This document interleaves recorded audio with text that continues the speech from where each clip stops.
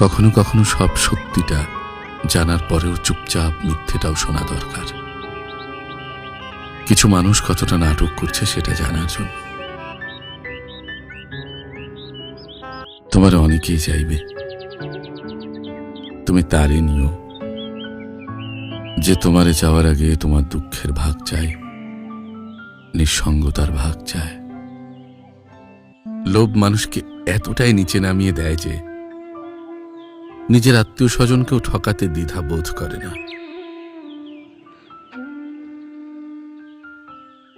আমার আজীবন তোমাকেই ভালোবাসা উচিত, আর কাউকে না। আজীবন শুধু তোমাকে ভালোবাসা উচিত।